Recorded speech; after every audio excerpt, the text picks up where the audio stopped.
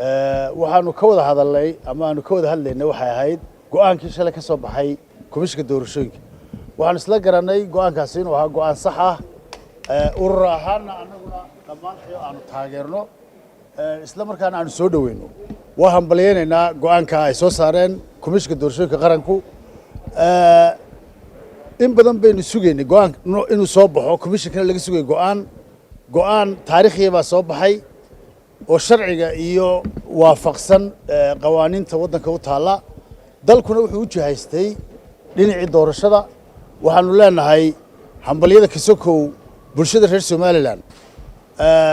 meel kasta joogaanba u diyaar garooba doorashooyinka jadwalaysan ee taariikhaysan ee shalay soo saaray komishinka doorashooyinku uguna diyaar garooba inay si amni ah ay dalka uga dhacaan doorashooyinkaas nabad baa ina wada deeqda cod baa wax lagu kala helaa far baa lagu kala adkaadaa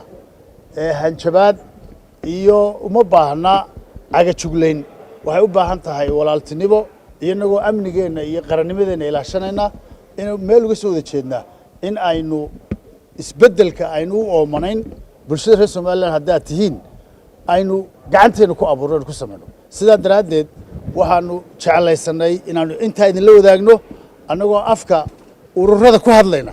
dalada ururada ee 10 ururba ku midaysan oo halka ku wada suganahay ku hadlayna mar labaad iyo mar saddexaadba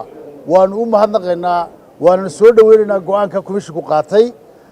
bulshada reer Somaliland waxa la leenahay taageera isgarab taaga